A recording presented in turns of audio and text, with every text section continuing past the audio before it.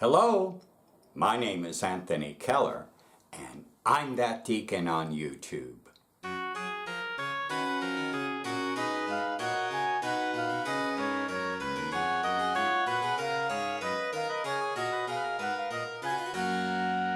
Well, we're almost done with Lent.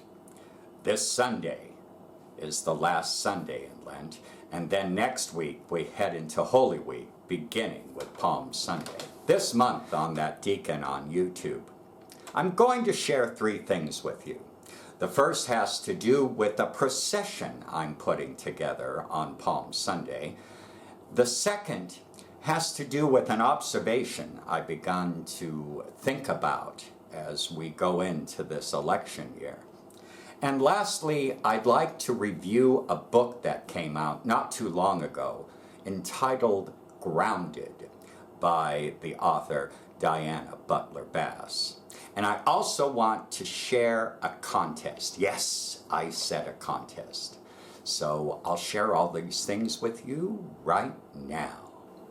So I'd like to share with you an idea I had, a few weeks prior to the start of Lent, and I'm happy to say we're going to try to make it so. What I'm calling it is the way of our cross. I know many times churches have the way of the cross or the stations of the cross, and that has to do with Jesus' passion, his suffering and death. But I wanted to take it in another direction. It came to me when the passage came to mind of Jesus saying, "Take up your cross and follow me." And then I started to wonder, well, what is our cross? And then I centered on Jesus' teachings. We're going to meet at a church maybe about a half a mile from my own church. We're asking people to congregate there. We're going to carry a big old wooden cross down the main street of La Cañada. And we're going to stop at 6 stations where we will be reminded of a teaching of Jesus. But I think it's a perfect way to head into Holy Week, so that when it comes time to celebrate the resurrection, we as individuals will be resurrected along with Christ to start a new life with Christ out in our daily living and out in the world. Like many of you, I've been following the primary elections as they make their way across the country. And the one thing I've noticed is that there seems to be a lot of anger and candidates who are feeding into that frustration and anger to garnish support for their election. And as I've looked at these angry faces and the anxiety that has been building and building, I'm wondering where this came from. When I look at some of these angry faces, I see a people who feel as though their lives have been stripped away by something. Unfortunately, I think a lot of the anger we're seeing from some people are mostly Caucasian, older. And for some reason, these people feel as though their existence, their very existence, is threatened. We are starting to see a harmonization of different races marrying and getting together to produce a harmonized unit of a conglomeration of backgrounds.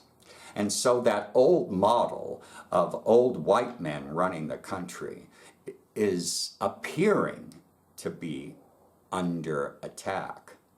And this is not settling well for some people, mainly because they're finally coming to the realization that they no longer have the same power their parents and their grandparents had.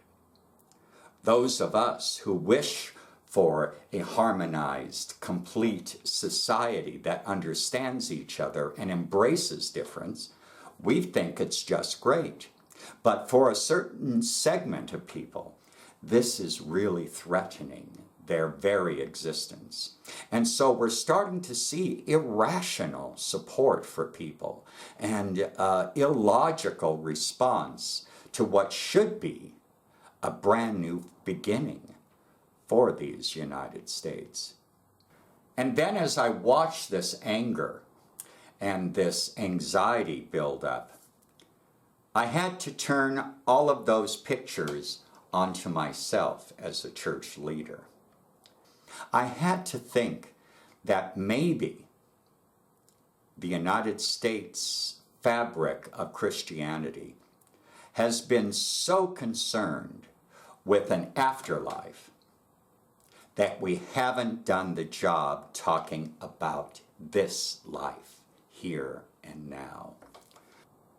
So I think Christianity within the United States has not done a very good job over the years, because we've turned out a whole bunch of people who are concerned with self, their own image, their own power, their own wealth, their own isness, where they should be concerned about the welfare and the best practices for all of humanity. We should stop focusing on the afterlife and take care of this life.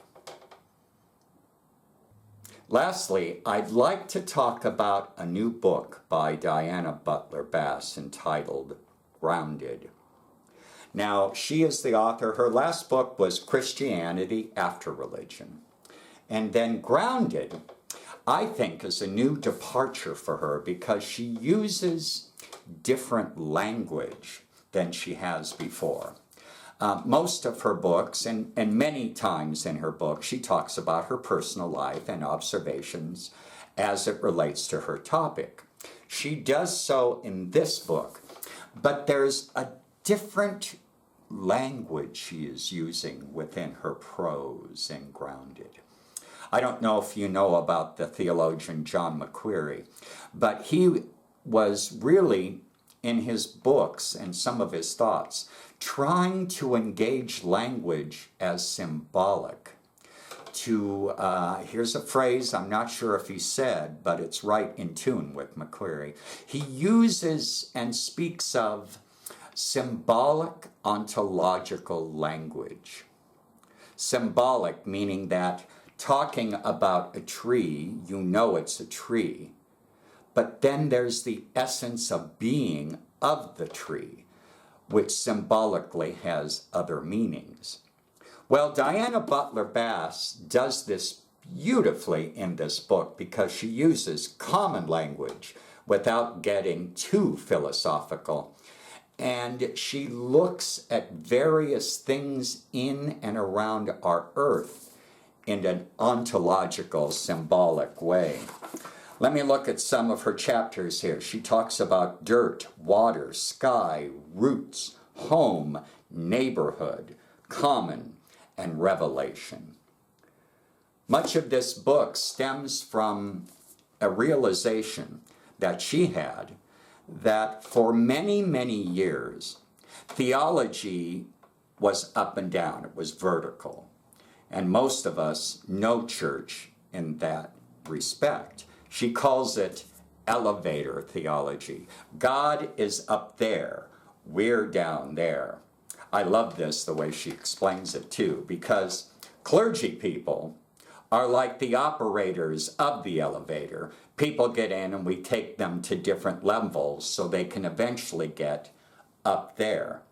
Of course, hence is the problem with anger that we've been seeing around the country, because we've been more concerned up there when theology should be happening around us.